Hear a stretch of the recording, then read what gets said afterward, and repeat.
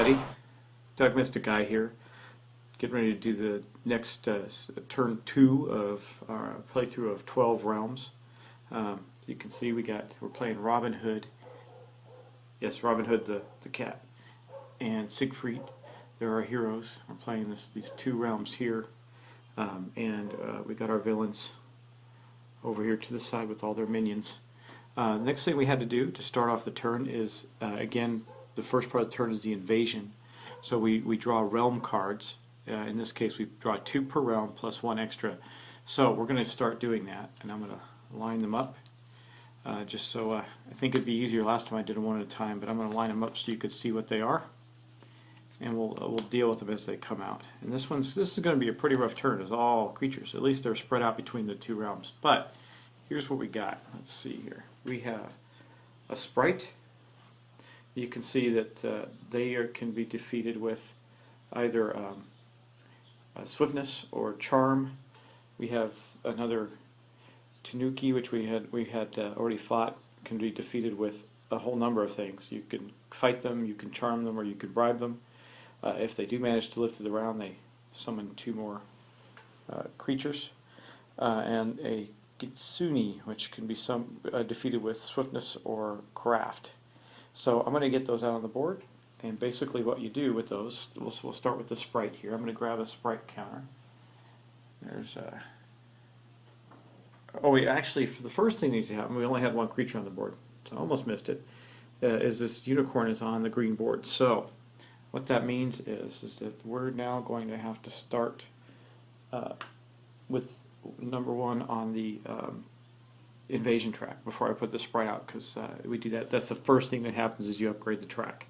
So then you start to resolve powers. Now the unicorn actually does not have a special power, so there's nothing to resolve there. But if, for instance, we had this Tanuki out here with its ability, if I can get it out of the glare, there we go. If with its ability to summon 2 more, it would summon 2 more of its kind to the world, and that would be very bad. Okay, so back at it. We're going to place a sprite. So what we do is we roll that dice. So it's going to be in the 5 location here with the in.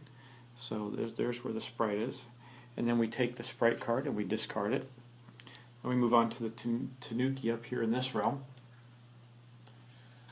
Here's the Tanuki piece. We rolled a 1, so it's going to be up in the very far corner with this treasure.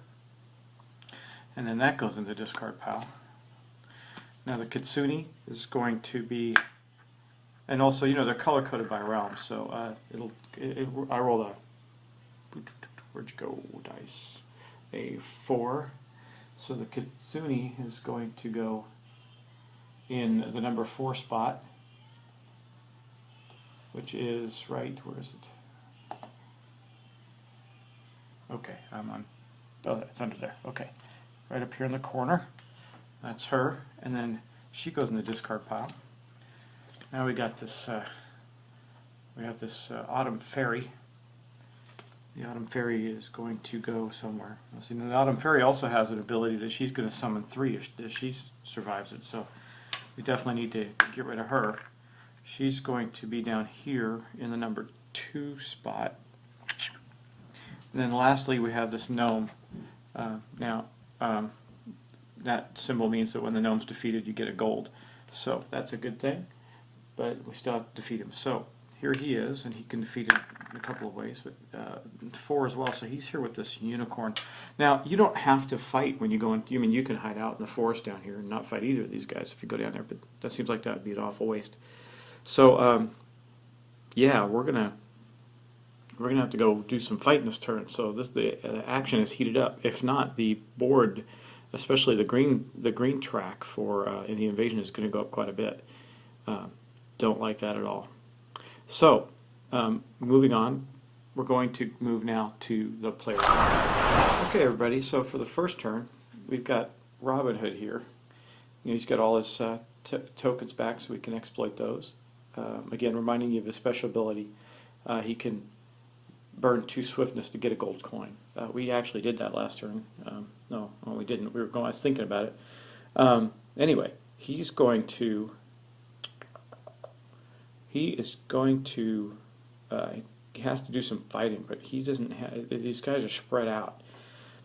He can get to a couple of them though, and it's looking like he can defeat a couple of them as well, but he cannot defeat one of the biggest baddies. So we're going to first exploit one of his swiftness tokens. That means we take it off there, we put it on his card there. Means we moved it, and then Robin Hood is going to move from this space to this space down here with this sprite or whatever he is. Yeah, sprite. And then remember, there's no dice rolling for fighting in here. So if he can exploit the proper skill, he will defeat it. Now this one requires swiftness or charm to defeat. I guess thematically you have to catch it and or lure it in. He does have another swiftness token, so he's going to spend that. He's going basically the terms in the game are he's going to exploit this, use it to overcome the vulnerability, which is the two things in this case with the sprite that can defeat it, to remove it from the board. And that gets rid of the one sprite. Yay. Now he still has a bunch of things he can do. Man, he really needs some stuff, I tell you. So he doesn't have enough swiftness left to use his special ability. He does have a sword icon, so it might be best for him to move over here and kill this gnome, because that gnome will give him a gold. So that's exactly what we're going to do. We're going to exploit another swiftness to move him over to this location with the dark unicorn and the gnome. Now remember, in this game, no, they don't attack you back. It's you either remove them or you don't. And then I'm not going to show you, but I'm basically exploiting his combat token to defeat, as you can see here on the gnome. That's one of the gnome's vulnerabilities. That will defeat the gnome. And then the gnome has a special ability on his card that I showed you that gives you a, sorry, trying to figure out where the gnomes go, gives you a gold. So we're going to put a gold counter on Robin Hood, and that is going to end Robin Hood's turn. Robin Hood looks at the end of his turn. He's got one gold counter. He's got one of his artifacts necessary for going after the Dark Lord in the area, who is Tatiana, the fairy queen. And he's taken down a couple of creatures this turn to help clear out the invading armies of Tatiana in the forest land here. So now we're going to move on to Siegfried. Now he's got a lot of things he can do actually. He's got this sensei that allows him to roll and get a special ability, or another talent for him that he can use that turn. And he's got several creatures as well, but they're kind of spread out. In fact, well, he's got two on his board, and they're very spread out. He is capable of, let me show you here. Here's Siegfried. He is in the town there. He's capable of getting both these guys. Now, he might go up to that one. It's got a treasure. Maybe he'll get lucky, and the sensei will be able to roll a book, the craft skill, and allow him to take it. But he can easily defeat the creature that's up there. And then he's also got another one over here, this Kitsune, which he can also defeat by using a number of things. This thing can be killed in a number of ways. I'll just show you the token close up, because it does show you, for the most part. Let's see here. There, it does show you. Get the focus there. It could be defeated with a number of items. So he's easily got both of these. Now the question is, can he get to both of them? I don't think so. But first things first. He's got three swiftness.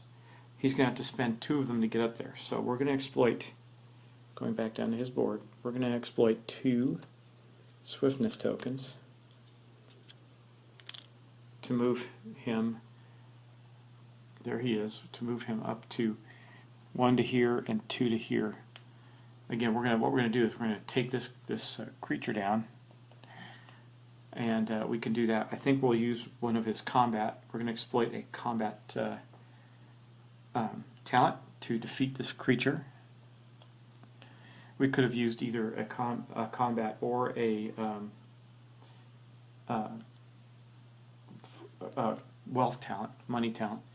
And then we're going to roll the die for the sensei and see if we get lucky. We don't get that lucky, but we did get, put the die on him right there. We did get another swiftness. So we can exploit that, and yeah, we can exploit that and another swiftness token to get over to 1, 2, at least get us closer to this creature here. We didn't get the treasure, but we'll figure out how to get those as we go. So basically, the elegance of this game is that's basically the turn. Now we're going to go back to, we're going to refresh the 2 heroes, put all their stuff back on them, and go back to our villain actions for the turn. So we'll be right back for, this will be, we did turn 1 in the first segment, this is turn 2, and we're going to do turn 3. First thing for the villain turn 3 is we need to move our track. As you can see, while Robin Hood did clear out 2 of the bad guys, or 1 of the bad guys, there's still 2 left, which means that the track here is going to move 1, 2 up to 3. That's not wonderful. And keep in mind that that fairy that is up here, has a special ability of summoning 3 other fairies this turn. So that is going to happen because we didn't get up to deal with her in this turn, or in this past turn. So that's going to happen next. But we also have to move the track for Siegfried, because he still has 1 enemy left in his track. So that one is going to go up 1 as well. Okay, now we're going to move on to resolving powers, and I just want to take a look at summoning.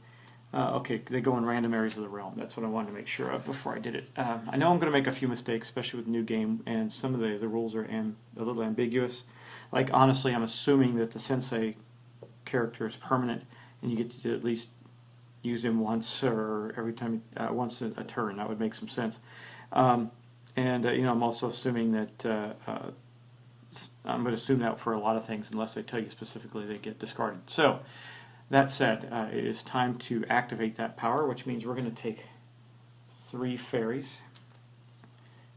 I got 3 of them here, and we're going to put them out in the forest lands. This actually, I can see where this could be a pretty challenging game after a while. One goes in the 5 location, again with the evil unicorn, which I can't really defeat right now. Another one goes in 3 up here, and the last one goes in 2. That was nicely spread out.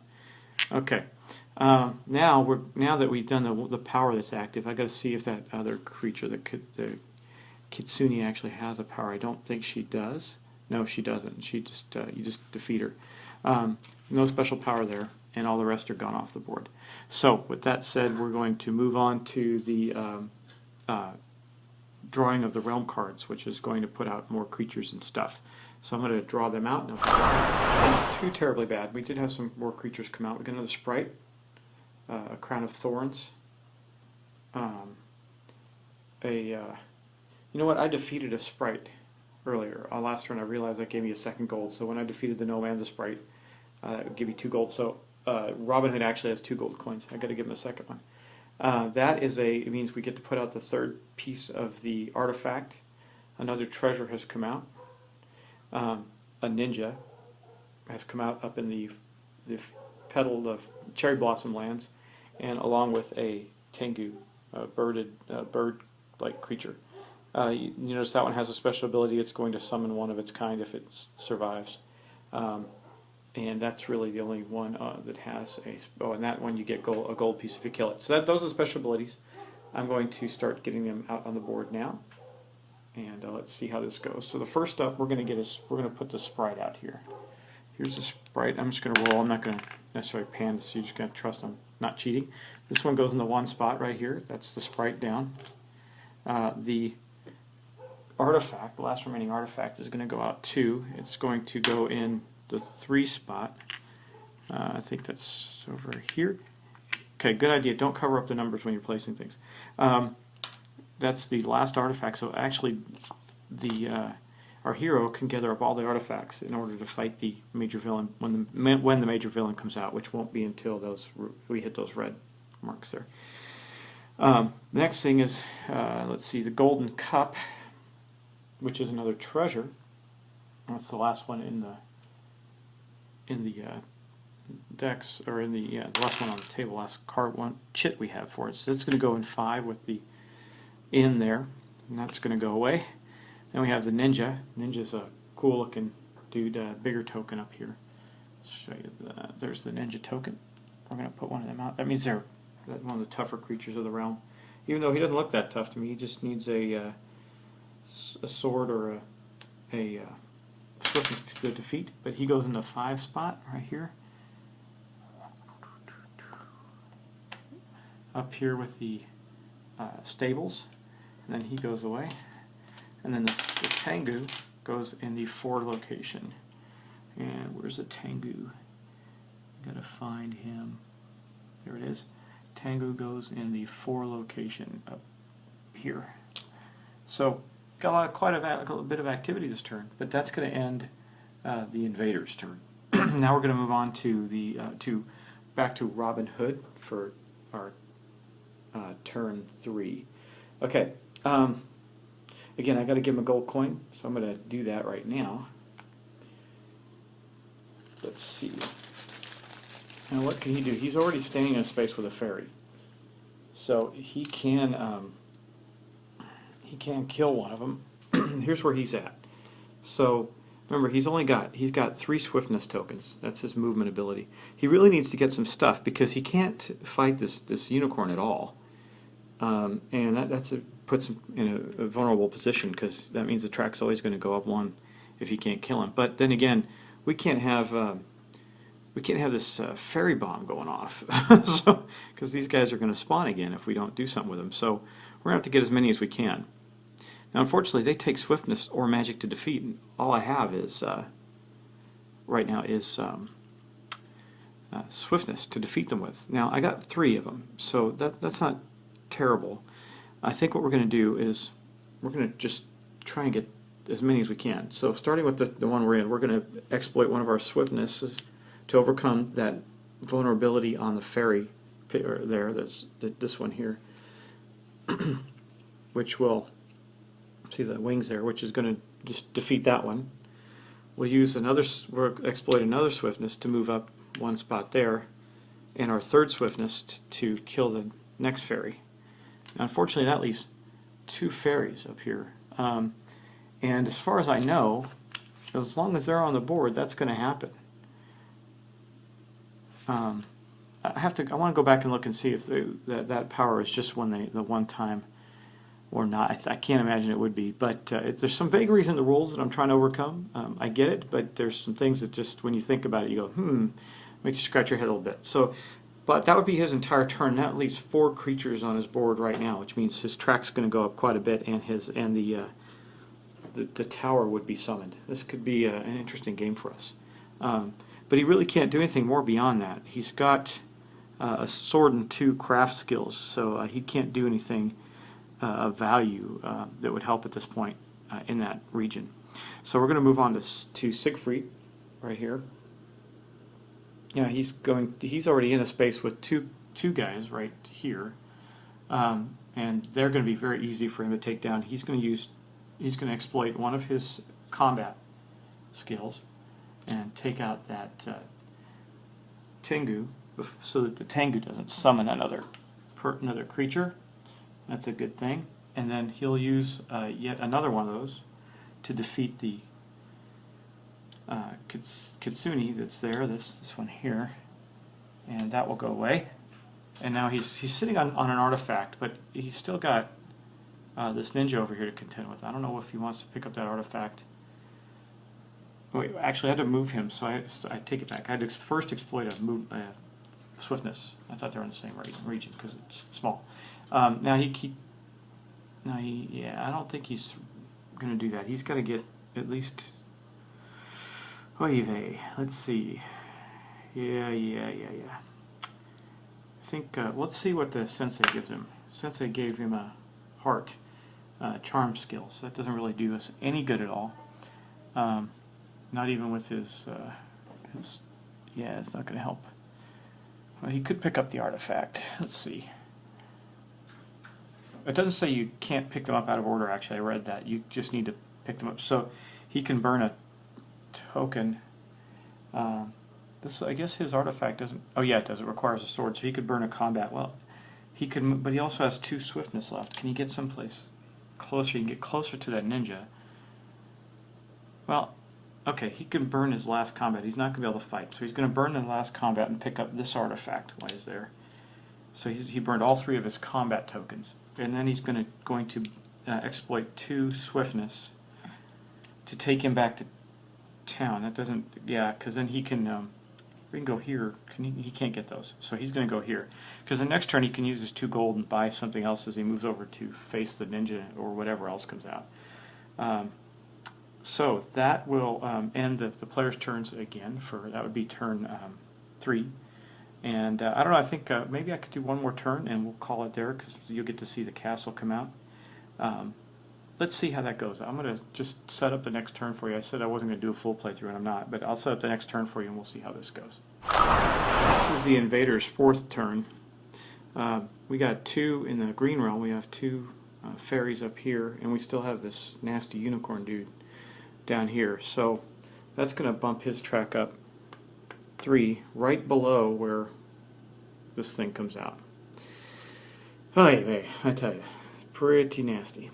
Okay, and then up here in this spot we just have 1, so his track is going to move up to 2. We only got the ninja out on the board, but now we have to draw additional ones, and I'm doing that now. Okay, got 3, 4, and 5. We'll show you what those are. Okay, lots of creatures this turn. Okay, basically in the green realm we have a dryad, and I have to look up exactly what the dryad's powers are. Looks like they have some special ability. They are rather unique. And they have another kitsune up in the cherry blossom area, another tengu, and a new one, a kappa. Kappas, both these have summoning abilities, so we need to get them off the board as quickly as possible. And then we have another, a goblin, and a goblin also summons additional creatures if it's not defeated, and these are down the forest. So I'm going to start placing them out now. In the green realm, we have the dryad. She's going to go in zone 3, which is with him, so he can defeat her, I think. I have to look and see how he does that without having to move. That's a good thing. That's the dryad. Then we have the kitsune up in this zone. Another kitsune up in this zone. She's going to go into location 1 up here. Okay, then we have the tengu up there as well. It's one of the flying creatures. That's a 5. He's going to be right here, so they are spreading out some. We have a kappa, who is also going to appear in zone 5, right there. And we have a goblin down here in this zone, which is going to appear in zone 5 down here, right here with the inn. Okay, that is the... oh, wait, I forgot to exploit powers. Okay, it doesn't matter. I know what we did there. The only ones that were going to do anything were these 2 fairies right here. And I need to check, just a moment, I need to check and see if that is going to activate, or when that activates. If the rules are clear enough, then this means that each of these creatures here are going to summon 3 more of them, for a total of 6. I think that would probably going to do in for Robin Hood here, as far as his ability to keep the Black Castle away. So I got 1, 2, 3, 4, 5, 6 here, and we're going to put. I'm going to pause, put them on the board, and just show you what it looks like when it's okay, yeah, I just want to qualify. It seemed like that made things very hairy very quickly, but that is the way the rules are. Basically, they activate their power, and that's a +3, so they summon 3 more fairies. Okay, that's going to mark the end of the 4th villain turn.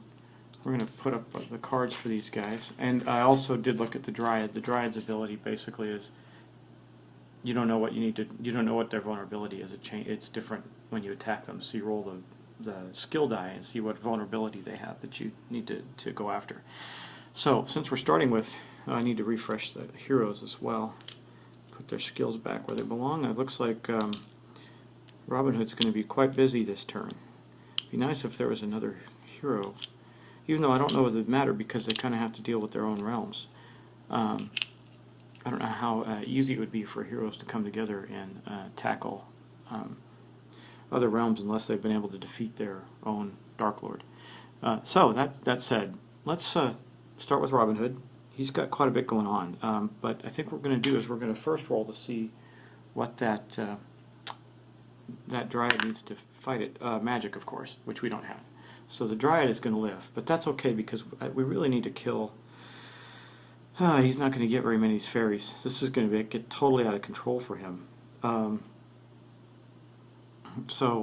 Okay, he's going to exploit 2 of his swiftness tokens to take out 2 of these fairies here.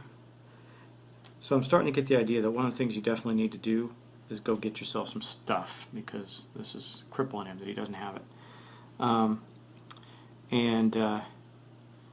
He can't defeat the Dryad. He can move 1 more space, but he can't then defeat the the fairies. So, what does he do? What does he do? Let's see. Well, I take it. Well, no, he won't. Yeah, he won't. He'll be able to move there, but he won't be able to do anything. That means I don't even know if I have enough fairy tokens to cover this. Interesting. I wonder what happens when you run out. I guess you just can't put any more down. Okay. Phew, guys. I think we need to. I mean, God, if I don't take out 2, I won't be able to take out 2 more of them. That's a fact. So I think what we're going to do is we're going to exploit them. Well, if I exploit a movement, I won't be able to purchase anything either. Wow, this is tough because you need swiftness to be able to interact with the town. Man, I wish you could trade. Wouldn't that be cool? Okay, well, I guess we got to set him up for next turn. So he's going to use his swiftness, and he's going to move. He'll move here with these other fairies, and that's going to be the end of his turn. I mean, that was just really not enough. That's bottom line. Siegfried, however, is in a different place. He's still got the ninja over there, but he's not too worried about the ninja. He is going to burn one of his swiftness to draw a town card. Neato, cool, okay. He gets a potion. I gotta look at what the potion does, but he gets a magic potion for 1 anyway. Oh wait, it's random. Okay, I'm gonna have to look up the potion. Oh, actually, he gets to draw 2 cards. So let's see what the other one is first, because it might be something he wants more. Guild Thief. Okay, these are the 2 cards that he got. There, he got a Guild Thief and a magic potion. The Guild Thief can move between realms and defeat enemies for a gold. It's not too bad, and it only costs 1. That might be good because maybe I can. I don't know. I'm going to read up on that ability and see what he can do, which one I want to buy. Most Guild Thief, who's cheaper than the magic potion, but gives us some necessary movement advantages that we will need very, very quickly. So if he can clear out his area, but he can come help Robin Hood with this guy, who allows him to move between realms and then immediately attack and kill something for a coin. Pretty cool. And he still has to be able to defeat the enemy, but at least I believe so. If I look at this right, yeah, I do believe he's still going to have to defeat an enemy to do that. Yeah, again, like you said, some of the oh no, it's an invader symbol. So yeah, he can teleport to an invader and take it down for 1 gold, basically. All right, so that's that. Now he's going to exploit another swiftness token to move over to here, where he's going to exploit 2 of his combat and kill these 2 beings right here. And that leaves him with 1 more swiftness token, and oh yeah, he also tapped his, or exploited his 2 gold, or 1 gold to purchase the Guild Thief. So he's going to then move again. I think he's going to move back to the town again on his way back, so he can go after the ninja next turn. That's going to end the turn for him. Well, he could have gone. He didn't have. Yeah. He's going to go here first because we're going to see if we can randomly get a book on the die. We did not. We got a magic symbol, so he did not get his sensei didn't help him get one of these treasures. Okay, that ends basically. That's turn, I think, turn 4. We're going to stop it there, and that's going to be the end of this little mini playthrough. I'm not going to play it to the end. I just want to give you an idea how it plays. I think that does give you an idea. Things we didn't do. We didn't purchase anything from the stables yet, and if we had waited another turn, the green villain's castle would have appeared on the board. All of the enemies would have rushed to it, and we would have had to destroy them all in the castle before we can do anything, or destroy the castle before we can do anything else. For Robin Hood, that actually wouldn't have been so bad because it would have consolidated the critters in one area for him. But regardless, they still would have kept coming out. So that would have been Robin Hood's next turn. I think he would have been overwhelmed. But anyway, that is 12 Realms by Mage Company, and cool game. There's a few ambiguities in the rules and how they play out and how items play out. I need to research a little bit. We did not use some of the add-on items I have, like the event cards, and we also didn't have this building in play because you only have one per realm, and up to the 3 buildings that exist. So, and we didn't get to see of course the evil villain come out, which is one of them's right here, her and the other guy. I put the other guy next to her. These 2 villains, they did not come out. But that is 12 Realms. I think I'm gonna play this with my game group today and see how it goes as a big full-blown cooperative game. But we'll talk to you later, and I hope you enjoyed it. Hey, so that is 12 Realms. Now, 12 Realms. So, one of my final thoughts as we get through this playthrough here. I do enjoy the game. I did not get to take it to my gaming group, which would have really cinched up what I say in these final thoughts in regards to that. But I did get to play it with my family, and we did enjoy it, though we never quite caught on to a couple rules, and I think that that's something that the company will need to be addressed. It'll need to be addressed in an FAQ or something. I'll go over that very quickly. So with items, give you an example. There's some items that are extremely clear, and they make a lot of sense when you read the rules and how they work, and there's some that aren't. And I'll tell you exactly what I mean.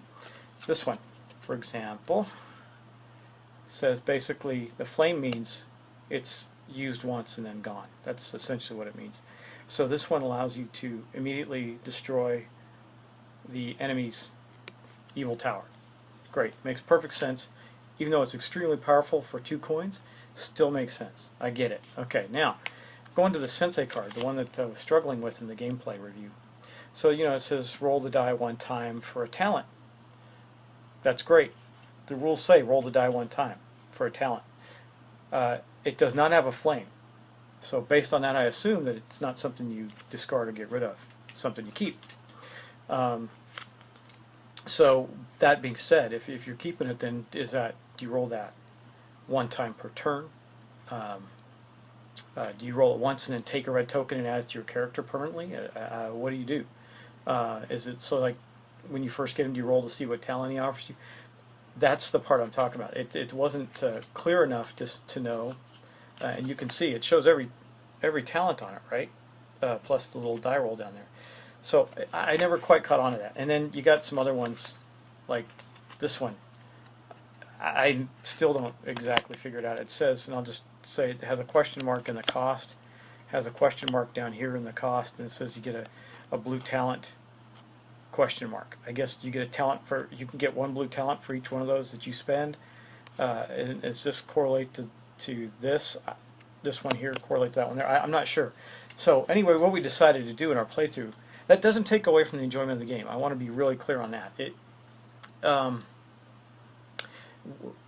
What it does is means that I have to make decisions as the person who has the game and trying to teach people what that means. And so the way I look at it is if you're not quite clear, but we all agree on how to run it consistently, then that's what we're going to do. So that's basically how we ran it. We decided how we're going to run it consistently. The sensei card, if it came up again, we just said, nope, you get to roll that every turn. That makes sense. So once a turn, you get to roll and see what talent the sensei offers you. It makes as much sense as rolling it once forever and putting a red token on the sensei and saying this is what it is. So either way, one made it more flexible than the other. But when you consider that the card that destroys the enemy's tower is 2 gold, and the sensei card is 1 gold, the cost is not far enough apart to make rolling a die once and putting a permanent red token on the sensei significantly less powerful, but not that much less expensive than this tower card that will destroy the tower instantly, if that makes sense, with that gauntlet. So, but like I said, that did not take away from the enjoyment of the game. The root mechanics of the game are solid. It plays very well, and even with the ambiguity, my issue with the powers, and I'll show you something there. Right over here, let me see if I can get this right. Right there. Is it the right one? Yeah, that's the Horde ability. And if you look behind there, it does show a guy with a +3, and it kind of explains that. And if you look over here, here's the Summon ability, and it shows a guy with a +1, but it's behind the text, and it's really the only defining factor from an iconography standpoint. So, that kind of leads me into: is this an entry-level game? Is this an advanced game? What is it? As an entry-level game, I find games with a lot of icons to be a little challenging. I'm trying to think of one that kind of comes to mind that people say, "Oh yeah, this is like a gateway game," but then, no. Anyway, there's lots of games that use icons. You think, with all this iconography, can I use this as a gateway game? The answer is probably not, because entry-level gamers don't catch on to those icons. The fact that that's how the mechanics work is through these icons. As easily, or what those icons might mean intuitively, where someone who plays a lot of games in an advanced way might understand that a little more clearly. Anyway, the rules portions are fine. They are described there. They're a little bit vague because of icons. So if you're trying to, you read it and you look at this icon, you make an assumption. That's the only thing. And it was really only those 2 powers, Summon and Horde, that kind of caused that for me. So it really comes down to the only thing that's ambiguous in the game are the items. And I know I'm sounding like I'm a little negative about the game, but I'm not. It was fun. It's a fun game. I hope you enjoyed the little playthrough that we did. We learned together. So in learning together, we're going to make mistakes. We're going to see the flaws in the rule books and things like that. That's the whole point, so that you can make that decision and decide, is this the game I want, or what do I want to do as far as having another co-op game in my collection? Is this the one? Now, I'm going to tell you, with the painted miniatures and the boards and everything, if you had all the realm boards and the painted miniatures with the buildings and the castles coming out, that is pretty sweet. It looks really neat. It looks great. The kids loved it. They thought it was cool playing D'Artagnan, who's like this swashbuckling squirrel, and Robin Hood, who's a cat. I notice actually there's a lot of female characters in the game, and the figures and the player characters. I don't know if it's equal. I didn't count one for one, but there's Little Red Riding Hood and Snow White, and I don't remember all of them. Sugar Plum Fairy and blah blah blah. Where there's probably an equal amount, but it seemed like there were more female characters in I have boys, so my 2 boys, so there wasn't as much of an interest in the female characters as there was the male characters. But in the male characters, you got Siegfried and the Nutcracker and Robin Hood and D'Artagnan. So there's plenty of options there, especially since it's really meant to play not much. I think, well, idealistically, yeah, I think the full 4 complement. I think you can play more than that, but the complement 4 would probably be best. Be my take on it. So anyway, that is 12 Realms. I hope you enjoyed this little summation of it. Would I recommend this game? If you like co-op games, and you like games that are not as heavily steeped in deep rules, but still have a lot of... It scratched the itch for me strategically, because it wasn't that easy. It was actually pretty difficult. But one of my favorite strategy games is like Dominant Species, right? Heavy game. I like Trois. I like a lot of the Euro-style worker placement type games as well. I wouldn't put this in a category as deep as that, but it was challenging, so that made it worthwhile. So if you like those kind of games, if you like challenging co-op games, um, when I think of this, I think of Defenders of the Realm, or to a lesser extent, maybe an Arkham Horror or Touch of Evil. You got characters running around doing certain things, and the game is driven by an AI, an artificial intelligence that is driven by cards. So that's kind of where I look at this and go, yeah, that's the kind of game for me. I like it. It's got enough strategy for me, yet it's light enough to teach to my kids, and it's got a great theme that kind of feels like you're playing the theme throughout, even though the combat's very simplistic. I believe that in the theme of a fairy tale character, the fact that you don't get killed or take damage actually works really well. Um, you know, at first I was thinking, well, you don't ever get hurt, so you're not vulnerable. You are vulnerable because the hordes just keep piling up on you. Where you're not vulnerable is if you go into a fight, you're going to win it because you know you're going there with enough talent to defeat the enemy. So you're going to win the fight. But actually, I think that works thematically with the game. You can defeat the Dark Lord, but the Dark Lord can defeat you just simply by overwhelming the land. Kind of like, I don't know, it feels like there's been some stories like that, Narnia, where the Ice Queen was creating ice all over the world, and that's how she dominated things, and you could still defeat her directly. Anyway, that's getting off on a sidetrack. 12 realms, good co-op game, good, easy, basic mechanics, but with deep strategy, and need some clarification on item rules. That's really, if I was to sum it up into something very short, that would be it. So there you have it. I hope you liked it. I hope you liked the playthrough. Please let me know what you're thinking. I am going to be running a couple more things soon, and also I'm probably putting up a contest very shortly to give away a game or two. So keep your eye on that. I'm just building up a user base before I launch a big contest. Anyway, thanks again, and I hope to see you soon.